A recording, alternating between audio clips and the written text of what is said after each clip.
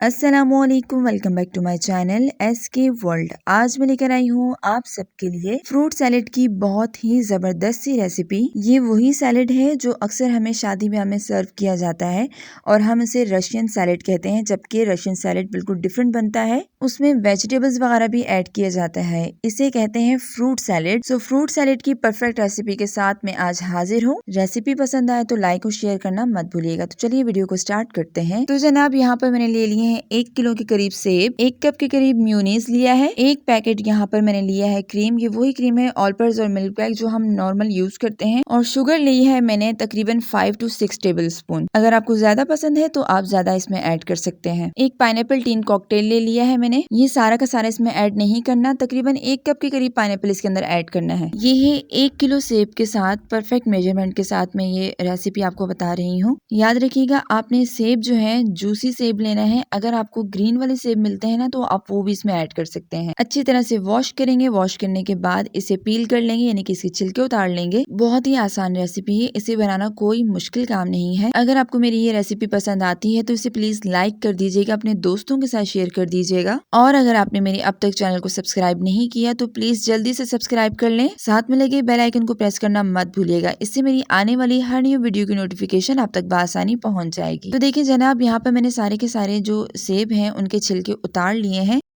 अब इसे कैसे कट करना है ये भी आपको गाइड करूंगी। सेब की साइड वाली पार्ट आपने सारे कट कर लेने हैं और जो सेंटर वाला पार्ट होगा जिसमें सीड्स होते हैं वो आपने अलग कर लेना है। इसकी एक ही शेप होती है, यानी कि आप जब कटिंग करेंगे तो स्क्वायर शेप में कट कीजिएगा, यानी कि क्यूब शेप में इसे कट करना है, क्योंकि इस सैलेड में जो सेब की कटिंग होती है वो स्क्वायर शेप में होती है। तो जल्दी से सारे के सारे सेब कट कर लेंगे। तो जनाब यहाँ पर मुझसे हो गई थी एक मिस्टेक, वो ये कि यहाँ पर मैंने सेब जो है वो सबसे पहले कट कर लिए थे और बाद में मैंने क्रीम को रेडी किया था। तो इस तरह से सेब का कलर थोड़ा सा ब्लैक ब्लैक सा होने लग गया था। आप लोगों को बताने का मकसद ये है कि जब आप इस रेसिपी को ट्राई करेंगे सबसे पहले आपने क्रीम रेडी करनी है, देन सेब कट करके डायरेक्ट इसके अंदर डाल देने हैं। तो जनाब यहाँ पर सारे के सारे सेब कट हो गए हैं। कौन सी शेप थी आपने देख लिया। अब मैं यहाँ पर ऐड कर रही हूँ क्रीम और साथ ही साथ में मैं इसमें ऐड कर रही हूँ म्यूनीस। चाहे तो हैंड बीटर से आप इसको अच्छी तरह से बीट कर लें या फिर बीटर की मदद से इसे बीट कर लें। हमें बहुत ज्यादा इसको बीट नहीं करना, एक नॉर्मल सा ही बीट करना है। 3-4 मिनट इसे अच्छी तरह से बीट करने के बाद अब मैं इसमें शामिल करूंगी पाउडर शुगर।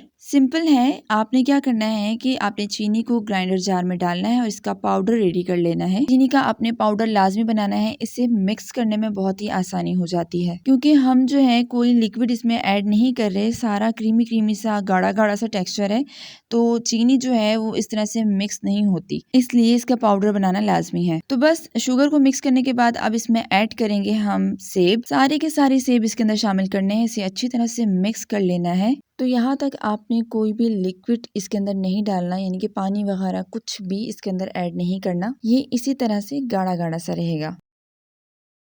तो जैसे ही अच्छी तरह से मिक्स हो जाए तो इसमें शामिल करेंगे पाइनएप्पल 1 कप। तो जनाब इसमें जो पाइनएप्पल का थोड़ा सा पानी जो होता है वो मैंने इसमें ऐड किया है तकरीबन 3 टेबल स्पून। इससे थोड़ा हट के फ्लेवर आता है और बहुत ही मजे का लगता है। तो चले जनाब इसे अच्छी तरह से मिक्स कर लेंगे और यहाँ पर तैयार हो गया है हमारा फ्रूट सैलेड। तो बस इन चीजों के अलावा इसके अंदर और कुछ भी ऐड नहीं करना, क्योंकि मैं आपको यहाँ पर एक परफेक्ट रेसिपी बता रही हूँ, तो आपने भी इसको एज इट इज ही बनाना है। तो चलिए जनाब इसे जल्दी से डिश आउट करते हैं और फाइनल लुक की तरफ बढ़ते हैं। तो माशाल्लाह माशाल्लाह कितना तबाहकुन लुक आया है। अब इसकी खूबसूरती को चार चांद लगाने के लिए इसमें शामिल करते हैं जेली। किसी भी फ्लेवर में किसी भी शेप में हो, ज्यादा बेस्ट है कि आप रेड कलर में यूज करें। तो यहाँ पर मेरे पास चेरी टाइप जेली मौजूद थी जो कि मैंने इसके अंदर ऐड की है। ये देखिए जनाब, बहुत ही खूबसूरत और बहुत ही टेस्टी और इंतहाई जूसी और क्रीमी, इतना मजेदार और इतना शानदार सैलेड जिसे खाते ही सब दीवाने हो जाएं। आपने इस रेसिपी को जरूर ट्राई करना है और हमसे शेयर करना है कि आपको आज की रेसिपी कैसी लगी। कमेंट सेक्शन में बताना मत भूलिएगा। मैं फिर हाजिर होंगी एक नई और बहुत ही आसान सी रेसिपी के साथ। रेसिपी पसंद आई तो लाइक करना मत भूलिएगा। अपना और अपने चाहने वालों का बहुत सारा ख्याल रखिएगा। मुझे दुआओं में याद रखिएगा। अल्लाह हाफिज, फी अमानिल्लाह।